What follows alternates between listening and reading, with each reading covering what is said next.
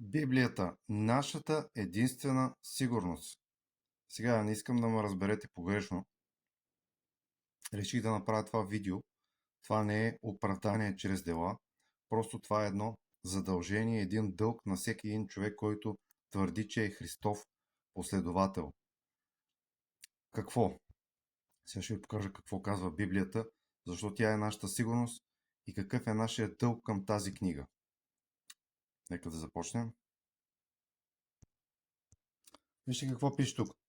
Тази книга на закона да не се отделя от устата ти и да размишляваш върху нея денем и нощем, за да внимаваш да спазваш всичко, което е написано в нея, защото тогава ще благоуспяваш пътя си и тогава ще имаш успех. Виждате ли, че това е една от Божиите заповеди към вярващите? Господ казва, това е послание, това е което казва Господ към Исус Навиевия син в 1 глава 8 стих. Тази книга на закона да не се отделя от устата ти, да размишляваш върху нея денем и нощем. Виждате ли? Това е ежедневно. За да внимаваш да спазваш всичко. Спазване, да размишляваш, да спазваш. Защото тогава ще благоуспяваш в пътя си и тогава ще имаш успех.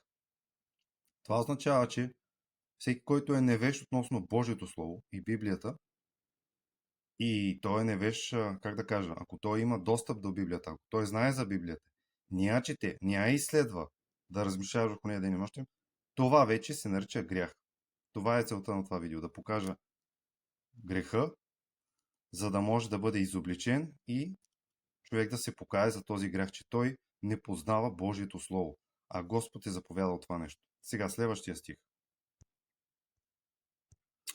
Това е 2 Тимотей, 3 глава 16 стих. Вижте какво казва. Даже от 15 ще го прочета, защото е много важно. И че от детинство знаеш свещените писания. Слушайте ли? От детинство. Това е била книгата, която той се е учил.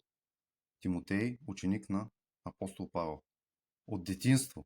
Които имат сила, писанията, слушайте сега, сила да те направят мъдър за спасение. Слушате ли, че без писанията, пак казвам, това не е оправдание чрез дела, това е дълг на всеки един, който изповяда Исус Христос. Да изследва писанията, които имат сила да те направят мъдър за спасение. Виждате ли, че няма да има мъдрост без писанията? Чрез вяра в Христос Исус. Вяра и послушание. Това са двата компонента. Да вярваш в Христос, послушание на Неговите заповеди. Аз ви показвам коя е една от Неговите заповеди.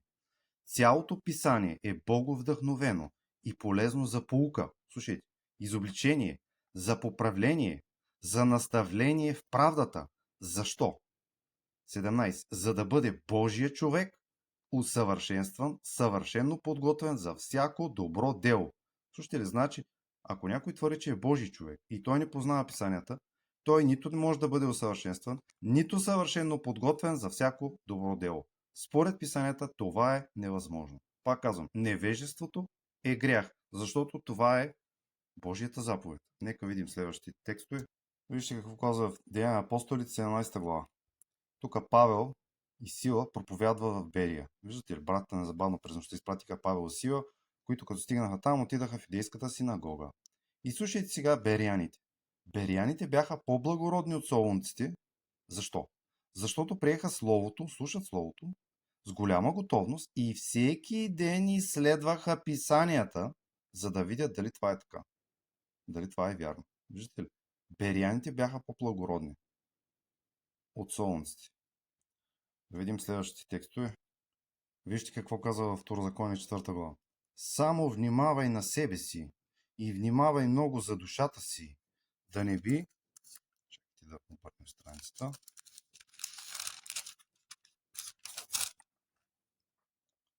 Да забравиш делата, които са записани в тази книга, които очите ти видяха, и да не би да се изгубят от сърцето ти. Как няма да се изгубят, ако не четем Словото? През всичките дни на живота ти и ги предавай на синовете си и на синовете на синовете си. Продължим нататък. Това е много известен стих, Второзаконие 6 глава, вижте какво казва. Слушай, Израилю, това е за нас вярващите. Господ е нашия Бог, Господ е един. Да възлюбиш, вижте сега, това е първата заповед. Господа, своя Бог, с цялото сърце, с цялата си душа и с всичката сила. Как го възлюбваш?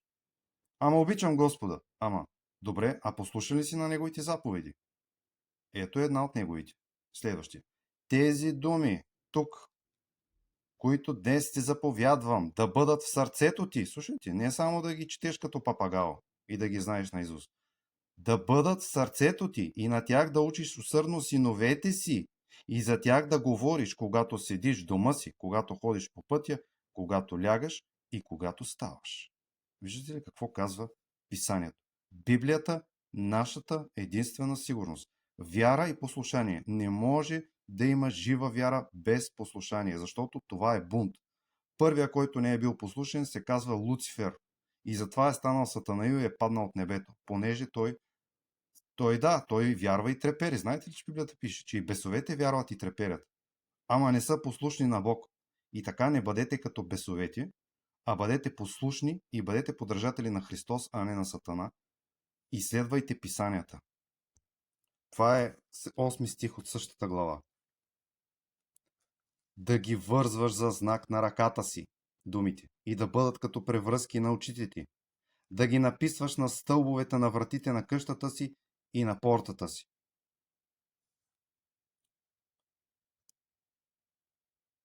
И 12. Тогава внимавай на себе си, да не би да забравиш Господа, който те изведе от египетската земя, от дома на робство. Да се боиш от Господа, своя Бог, да му служиш и в Негото име да се кълнеш. И така нататък. Сега е един съвет, полезен за всеки един, защото мнозина знам, казват, нали, на мен ми е трудно, не разбирам Библията. Сега ще ви покажа каква е есенцията за разбирането на Библията. Отново повтаряме за Божите заповеди, вижте какво каза Христос. Евангелието на Йоан, 14 глава. Който има моите заповеди и ги пази, това беше една от неговите заповеди, той ме обича и ако ме люби, ще бъде възлюбен от моя отец и аз ще го възлюбя и ще явя себе си нему. Пропускам. Исус в отговор му каза, ако ме люби някой, ще пази Словото ми. Слушате ли? Словото ми. Къде ще го пази? В сърцето си. И моят отец ще го възлюби и ние ще дойдем при него и ще направим обиталище у него. Който не ме люби, не пази думите ми, а словото, което слушате, не е мое, а на Отца, който ме е пратил. И вижте, това ви казах, докато още съм с вас. Сега Христос, нали, отишъл вече на небето. Той тогава е бил с тях. И после казва така, вижте какво обещание. Застъпник, Святия Дух, когато Отец ще изпрати в мое име, той, забележете, ще ви научи на всичко и ще ви напомни всичко, което съм ви казал, което е записано в тази книга. Тоест, Святия Дух е учителя, а това е книгата. Без Святия Дух не може да има ученичество. А Святия Дух се наскърбява от нашите грехове. Така че ако ние си мислим да живеем един лицемерен живот, да изследваме писанията, това ще е само за наше осъждение и няма да е Святия Дух, който да ни учи. Така че комбинацията от изследване на писанията без Святия Дух, това е точно колкото дявол изследва писанията. И той ги изследва без Святия Дух. И вижте още сега един стих, свързан с тези, където казва, нали, за Словото, който ме пази, не люби, който не ме люби, не пази думите ми. Нали? И после казва, ако ме люби някой, ще пази Словото ми. Ето. Това е също Евангелие, Йоан 5 глава 38 стих. Вижте какво казва. Вие нито сте чули някога гласа му, нито образа му сте видели.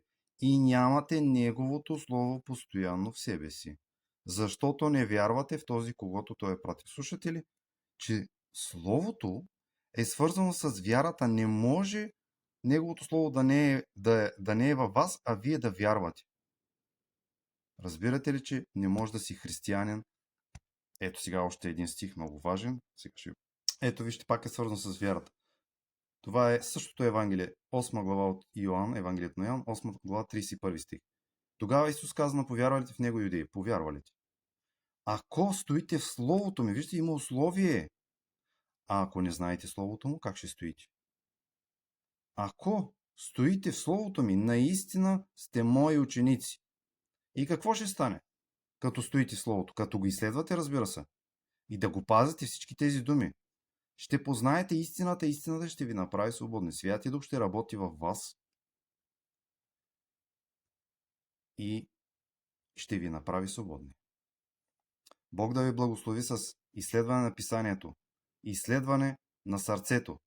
Защото когато ние вършим грехове, дори които не разбираме, това наскърбява Святия Дух. И после можем да си изследваме и това за нас да е абсолютна тъмнина. Вижте, сега ще ви покажа, че Библията е сравнена с един светилник. Момент. Първо намерих един стих и тогава ще ви покажа следващия за светилник. Това е Псалом 119, 9. Чрез какво може млад човек да спаси пътя си, да опази пътя си чист? Като внимава на себе си според словото ти. Виждате ли? Нека отидем. Вижте какво казва в 105 стих. От същия псалом, 119, мисля, че беше. Твоето слово е светило за краката ми и светлина за пътеката ми. Виждате ли? Тя е като светилник. Обаче за нечестивите знаете ли какво пише? Вижте в Притчи 13 глава 9 стих. Светлината на праведните гори весело, а светилникът на безбожните ще изгасне. Светилникът на безбожните. Могат да си четат Библията и дявол чете Библията без Святия Дух, той ще угасне и ще остане в една непрогледна тъмнина. Сега ще видим в Новия Завет една притча, която е разказал Исус Христос за светилниците. Много важна за нас, защото тя олицетворява църквата в последните дни. Това е в Матей 25 глава. Вижте. Тогава, 24 глава, ако някои от вас са запознати, ако не са, трябва да си изследват писанията, разбира се. 24 глава говори за събитията преди края на човешката история. Небето и земята ще премина, така и така, за онзи ден никой не знае, няма да чета цялата. 25. Тогава, т.е. това е за нашето време, небесното царство ще се сравни с 10 девици. Вижте сега, това са душите, които обичат Христос и са му верни, и те затова са девици, които взеха светилниците си. Ето ги Библиите, виждате ли? Какво означава светилник? Твоето слово е светилник. Взеха светилниците и излязаха да посрещнат младоженеца. Приготвят се да посрещнат второто пришествие на Исус Христос, младоженеца. Сгодих ви като чиста девица за Христос, казва Павел. Девици, вие сте девиците, той е младоженеца. Както каза Йоан, нали, че той е бил приятел на младоженеца и когато младоженеца има невястата, нали, тогава неговата радост била пълна. И вижте сега, а от тях 5 бяха разумни, а 5 неразумни. Много интересно. Значи всички имат светилници, всички твърдят, че обичат Бога, обаче 5 са неразумни. Защото неразумните, като взеха светилниците, не взеха масло. Сега няма да отварям да ви покажа, но маслото е символ на Святия Дух. Маслото. Не са взели святия. Изследват писанията без Святия Дух обаче. Със себе си масло. Но разумните заедно с светилниците взеха масло в съдовите си. Вие знаете, че ние сме храм на Святия Дух и всъщност съдовите това е самия човек вътре, дали е отвърл сърцето си за Святия Дух. И докато се бавеше младоженеца, се додряма на всички заспаха. Времето се продължава, уж ще дойде Христос, той ни идва и те заспиват. Няма да коментираме това, защото сега нямаме време какво означава този сън. Очевидно не е в греха. Очевидно. Посред нощ се нададе вик, ето младоженеца идва, Христос идва, излизайте да го посрещнете. Тогава всички онези девици станаха, приготвиха светилниците си. Вижте, много интересно, библиите. А неразумните казаха на разумните, да, дайте ни от вашето масло, защото нашите светилници угасват. Тоест, идват изпитанията и те виждат, че с такава вяра, с такова само едно повърхностно познаване на писанията, без Святия Дух, без връзка с Христос, те виждат, че светилниците им угасват. Тоест, това е само една книга, тя не може да ви спаси, братя и сестри, без реална връзка с Христос, без Святия Дух, който да ви научи на всичко, което съм ви казал. Не може да се спасите и ще бъдете само като едни неразумни девици. И сега ще видите каква е тяхната участ. Тежко е това учение. Разумните в отговор казаха да не би да достигне за вас и за нас, по-добре идете при продавачите. Ами то в Откровение 3 глава пише, купи си от мене. Защо при продавачите? Сега ще ви покажа този стих, че е много важен. Ето кой е продавача. Това е веста към църквата на Лаудикия от Исус Христос, началото на Божието творение. И той е продавача. Съветвам те да си купиш. Защо?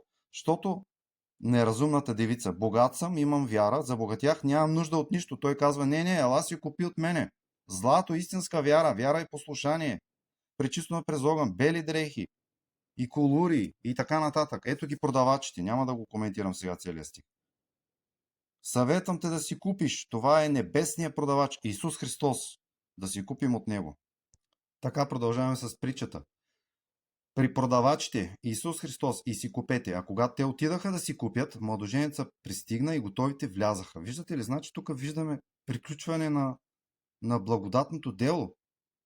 Влязаха с него на сватбата и вратата се затвори.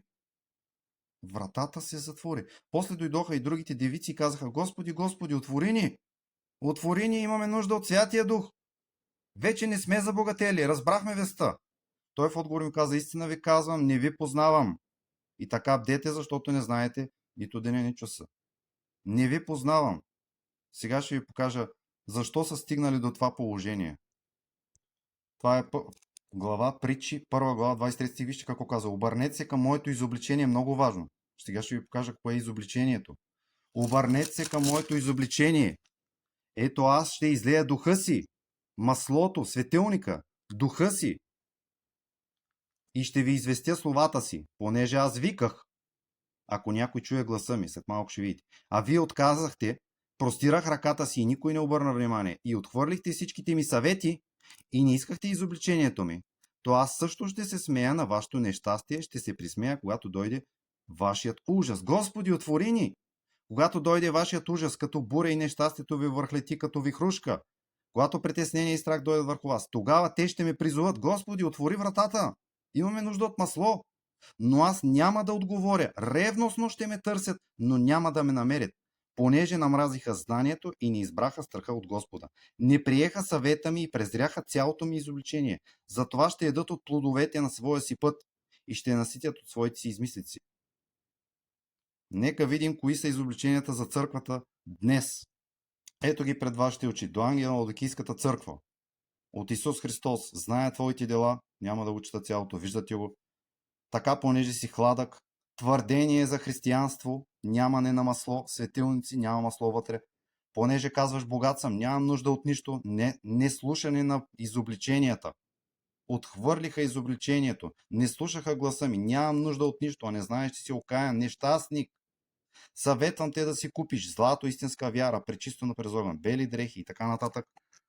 И вижте какво казва: ето стоя на вратата и хлопам, ако някой чуе. Не послушаха гласа ми, аз виках чрез словото, но нямаше кой да чуе. Ето ги изобличенията, брати и сестри. Това е последната църква на последния период. Последната църква, изобличенията си, че няма масло. В църквата, вижте какво пише: няма масло. Богат съм, забогатях и то нямам нужда от нищо. Неусещане за нужда. Вие усещате ли вашата нужда или се чувствате, че всичко е добре?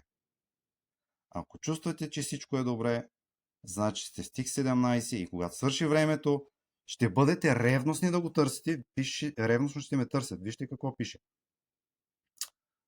бъди ревностен да се покаеш. 19. А онези били ревностни да го търсят, ама вече след като било свършило времето. Затова днес е спасителен ден. Бъдете ревностни да се покаете, брати и сестри. Това нещо, което живеем ние, всички ние, не е никакво християнство. И когато дойде Христос, знаете ли на какво ще заприлича Господния ден за вас и за нас, ако ние не се приготвим? Знаете ли на какво? Сега ще ви покажа. Амос 5:19. 18. Горко на онези, които копнеят за деня на Господа. Горко, слушате ли? За какво ви е той? Денят на Господа е тъмнина, а не светлина. Както ако човек бяга от лъв и го срещне мечка, и като влезе вкъщи и опре ръката си на стената и го хапе змия. Няма ли да бъде денят на Господа тъмнина, а не светлина, и мрак, а не сияние? Мразя, отвръщавам се от празниците ви и няма да благоволя в тържествените ви събрания. Защото ако ми принесете все изгарени приносите, няма да ги приема, и принемителите ви жертви от огоен добитък няма да погледна. Махми от мен шума на песните си и свирането на арфите. Днеска пеем песни. Христос заявява, че ние сме нещастници и сиромаси и Христос не е влязъл в сърцето и че това християнство не е никакво християнство. Обаче ние пеем песни и се подиграваме. Махни от мен шума на песните и свирането на арфите ти, няма да слушам. Принасяхте ли ми жертви и принасяхте в пустинята 40 години, дома Израилев? Така, Бог да ви благослови да се покаете, всички ние да се покаем, да отворим сърцето си за Исус Христос, защото ако ние бяхме отворили сърцето си, светът щеше да разбере, че ние сме били с Христос и Той щеше да дойде да ни вземе. Вас светът ми мрази. Защо светът не ни мрази? Защото няма истинско християнство. Бог да ви благослови. Бог да ви благослови с истинско покаяние и връзка с Исус Христос. Амин.